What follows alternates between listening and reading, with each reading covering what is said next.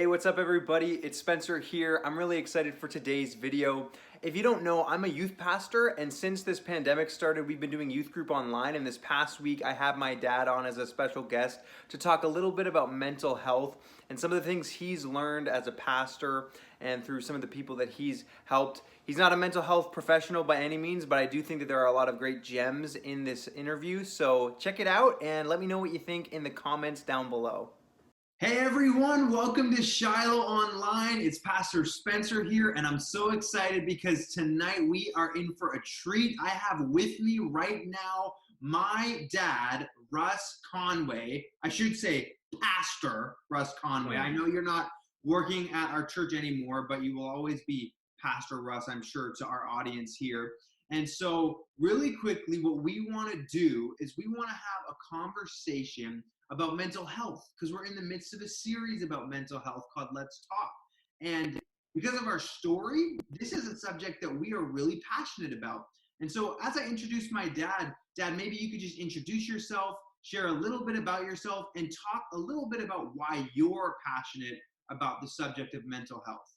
Well, hey guys, it's so great to be with you tonight, and it's exciting to be at Shiloh in such different days that we're in. Like, wow, this is crazy, but just to know that I'm in all of your homes tonight, wow, that is awesome. Well, a lot of you know, maybe some of you don't. My name is Russ Conway, Pastor Russ, as Spence wanted to say. And the reason he says that, some of you might not know that I used to be the lead pastor at Rock Church for about 10 years, just shy of 10 years, right before Pastor Chris took over. I actually pastored and was on the pastoral team at Rock there for 21 years, which could give away how old I am. So we'll just move along from there. But that's who I am. I now am working as the Chief Administrative Officer, which basically means I do like all the admin and logistical and finances for Souls Harbor Rescue Mission, which is a rescue mission right here in our own city that deals with the homeless and people that are struggling with maybe just some tough times in life. And I actually really love my job now. So I've been doing that since October. And yeah, that's a bit about who I am. That is, of course, I'm dad to you, to yeah, Spencer, you are. to Pastor Yeah, you Spence. are. I'm dad to him. And yeah. That's so good. Well, right now we're in the midst of a series talking about mental health. We've titled the series Let's Talk. And this is actually our last week. And we've had some great conversations in small groups, really trying to just have intentional conversations, because this is a topic that matters a lot to this generation. Yeah. And a lot of the statistics show that a lot of students in Generation Z struggle with mental health.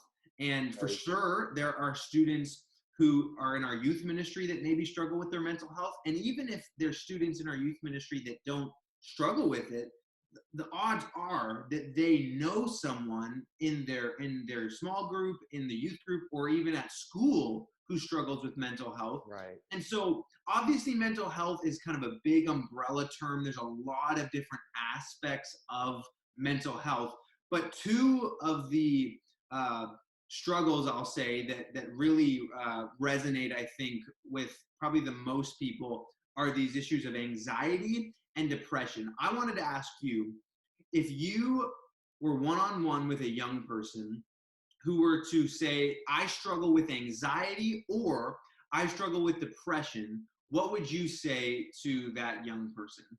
Well, those are two really great topics about mental health, and they're probably two of the main kind of, I'll say, symptoms or struggles with people that do struggle with mental health, anxiety and depression, and sometimes it's a swing back and forth. And first of all, let me say, I'm not an expert in mental health issues. I'm very passionate about it because of your brother and my oldest son, our oldest son, that struggled with his own mental health issues. And maybe sometimes I didn't realize how serious they were.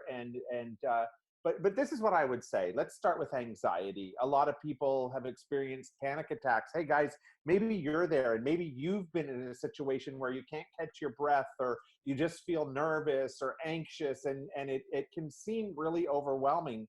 And it actually can feel like you don't know what to do. But you know what I've actually found out is just like in a car, the temperature lights, if the lights come on the dashboard of your car, that's a signal that something is going on underneath the hood. And you can do a couple things there. You can ignore it. And if you ignore it, you'll probably hurt your car, for those of you that drive. And those of you that don't drive will figure that out. Or you could get mad and smash it with a hammer and break the light. And then that'll make it go out. And I wouldn't recommend that either. Or you can go to a garage and just say, listen, my oil light's on and I don't know what to do about it, but could you, run a diagnostic on it? And then they'll do what they need to do, maybe change the oil, or maybe just something's off, and away you go, your light's off. So really, when I think of anxiety or depression, I think of it being a temperature gauge light, a gauge on the heart, that the heart's trying to send a message that something inside is wrong. Something's going on. So let's talk about anxiety first. Somebody who's going through anxiety, I think that the question, or if I could say the pointer that anxiety is pointing to, is there's a danger to avoid. The feelings of anxiety is the heart saying there's a danger to avoid. There's a danger to avoid, kind of like a flashing light, danger ahead. Now, here's the thing. When somebody is dealing with anxiety, the first thing I just do is start to ask them, so what are the dangerous things in your life that you're afraid of right now? Or what are some of the things that you need to avoid? And as soon as that conversation starts, hey guys, I don't know what you might be going through, but some of the things that come to mind from conversations I've had with people are like, well, I'm at a new school and it's the first day of high school. Man, we're in a pandemic, so this doesn't fit, but I don't know anybody. And what if I don't fit in? Well, hey, that is a real kind of internal danger. But that being said, it's not going to kill you, right? What you're going to do is you're going to kind of push through that, and you're going to make it through the day and make a friend. And it's going to be tough. But what it helps you to understand is anxiety isn't something you can't control. It's a signal that your insides are telling you, oh my gosh, this is scary. There's something to avoid. Maybe you have abusive people in your life, and you feel like you have to walk on eggshells around. Some have alcoholic parents, or I don't know what the situation is in your life, and that could be like, I'm afraid to say what I need to say. Really, when it comes down to it, and I don't want to oversimplify it, and here's the thing, I want to make it simple, but I don't want to oversimplify it. With somebody with anxiety, I think that's the signal that heart is trying to say, danger to avoid. Okay, now let's talk about depression, the other side of it. That, I think, is a question that is saying there's a loss to grieve. A lot of times when we think of loss, we think of death. But I actually like to think of loss in terms of just anything that's happened in your life that you weren't necessarily expecting. So for example, there's a massive test coming up that's going to get you your passing mark to move to the next grade, and you do not do well on it at all. And because of it, you cannot move on to the next thing. That's a loss. Maybe it's the death of a loved one. Maybe it's the breakup of a marriage. Some of you guys have gone through the sad consequences of families that are split up, and your families maybe have faced divorce. That's a loss, the way the family unit was before. And what happens is our society kind of tells us, oh, you can do this, soldier up and move on. And you can kind of ignore the loss that's in your life, and pretty soon your heart just starts to carry this heavy weight. That's the weight of depression. Hey, there's this verse, you guys, that I love. It's in the book of Ecclesiastes, and it says, and I'm going to paraphrase it, it says, you know what? Crying is actually better than laughing. Sorrow is better than laughter, is what it says, because by a sad face or a sad countenance, the heart is actually made better. Kind of seems like a strange verse, hey guys? But you know what? It's not a verse that's saying, oh yeah, Christians are better that go around with a long face and pouting. It's not talking about that. It's talking about a grieving process. It's saying that if your heart is weighed down with depression or feelings of depression, hey, it's your heart telling you that there's some losses in your life, and that the best way to deal with loss is to grieve those losses. And sometimes a good cry is what it takes when you realize that, man, my parents aren't together anymore. Using some of our examples, I failed that test, and I was totally looking forward to being able to move on to this next thing, and now it means I can't. As you allow the truth of what you lost to hit your heart, it can stir up feelings of grief, and that can cause you to maybe cry. But here's the great thing, that sadness coming through your heart isn't a bad thing. Actually, what it does is it lets your heart kind of get cleansed from the weight of the depression. And like that verse in Ecclesiastes says, that sadness is better than laughter. Don't try to laugh your way through. Laughter sometimes can be about denial, but let yourself embrace what the loss is. You know, we had to do this when we lost our oldest son by suicide. That was horrible.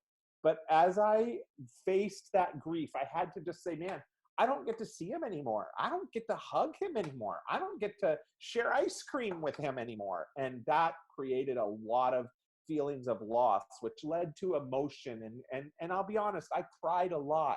But you know what? It's 2 years later, and I still feel lost sometimes. But for the most part, I'm so happy to say I'm not in a deep depression, because I've allowed my heart to process the loss, and I'm not captive by depression. So those are the two things.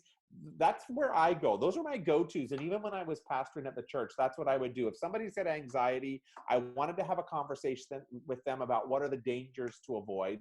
And if they talked about depression, I wanted to say, you know, what are the losses that maybe need to be grieved? I lost the sound there, Spence. I muted myself. I started talking and I Okay, had myself cool. muted. That's My okay. bad. So, obviously our culture is pushing for more conversation about mental health, breaking stigmas and whatnot. And I think that it's important that the church helps create safe places to talk about this stuff as well. But as churches and as our church specifically and our youth ministry seeks to have conversations and journey alongside people who struggle, what are some mistakes that you would caution churches and Christians to avoid? Okay, that's a great question. And guys, I don't know how long you've been in church, and some of you may have been like Spence and born on the church pew, if I could say it that way. And others of you, church might be really brand new to you.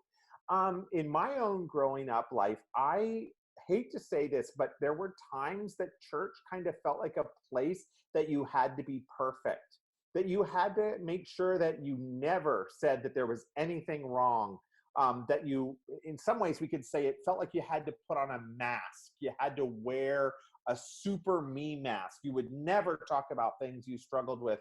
So I think that would be one of the main things that I would avoid or caution churches and like you guys as a youth group, just to avoid the need to perform perfection. You know what? The world is looking for something genuine. And the fact is, people like you and I that are flesh and bone, we struggle, and it's okay to struggle.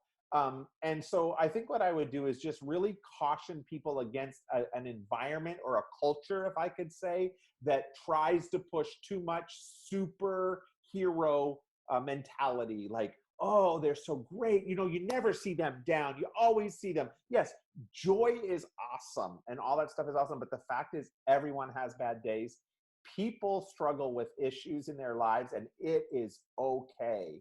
So I think that would be one of the main things. One of the other things that comes to my mind too, guys, is just to be a safe person to be around. So don't avoid people that you know are struggling. Press into them. If you see somebody that kind of seems to maybe have a little bit of a cloud over their mind, or they just seem to be avoiding people, don't let them do that. Go after them. Chase after them. Be the kind of group, the kind of youth group, the kind of church that seeks those that are maybe looking like they're downcast, and reaches out to them and embraces them and says, hey man, it's okay. Do you want to talk? What's going on? Hey, if you want to talk about it, I just want you to feel free to talk about it with me. I think those are a couple things I'd throw out there. And I know that there could be more, but those are two things that I would think about right now. That is so awesome, and it's good to hear, because sometimes even for me as a youth pastor, it can be overwhelming, feeling like, oh man, I don't know a whole lot about mental health. Maybe I mean, obviously it's good to learn. I'm not saying I'm not going to study or anything, but sometimes you can put this external pressure on yourself, like, oh, I can't really say anything about mental health because I'm not super educated. But I think at base, what we can do is just create safe places and journey alongside people with So authenticity. good. Yeah, that is awesome. Was there any kind of last encouragement or last kind of challenge you'd want to give everyone before we close today? Well, you know what? I just, first of all, want to say to you, as the pastor of the youth group, I'm so proud of you for taking on this subject, because I think that the church overall, youth groups and those places that represent Jesus to the world, need to tackle the tough issues. So I think that's awesome. To the youth leaders that may feel like, wow, I've got some kids that are in my some students that are in my group, and I don't really know where to start. I feel like there's some mental health issues. And even to some of you, for your friends, because I know that friends will tend to go to friends and share secrets. Let me just give you a couple of pointers. Number one, um, being passionate or wanting to be involved in mental health doesn't mean that you have to have all the answers. If anything, what I found as a pastor is it means that you make yourself aware of what resources are available and who you can refer somebody to help with. It's being really aware of some important things. Number one, you don't need to carry the weight of having all the answers, because you know what? If you're not a trained therapist, you could actually do more damage. Number two, though, don't promise to keep secrets. Don't promise not to tell somebody, because sometimes people that are having mental health issues, they want to keep a secret, but the best advice for them is they may need to get professional help. And so you need to make sure that you don't make alliances that say, okay, I'm going to tell you something about what I'm struggling with, but you have to promise, don't tell the leaders, or don't tell my parents, or don't tell my friends, because that's one of the things that is dangerous. So I would just say, make yourself really aware of what resources are out there. Don't put pressure on yourself. Best advice is never fail to listen. Watch out for signs that someone's struggling. Don't ignore the signs. Ask them about it. Try to engage them in conversation. And then, some of the advices that's out there, the Mental Health Association here in Nova Scotia, there's some courses that, for those of you that, even during this pandemic, you could go log on to the Mental Health Association, and there's courses on mental health first aid and ways to sign. Just start to equip yourself with some knowledge and all that. I think those are really, really good things. That's great. Well, hey, Dad, thank you so much for coming on. I know that some of the stuff that you've shared with us is going to be proved to be helpful and useful it's going to Awesome. be helpful for me, our youth leaders, and our students. So thank you so much. That was great, as always. Anytime we have conversations or hear a word. Thanks for having me, and good to see all you guys. I hope you're having a great time, and hopefully this pandemic is over really soon.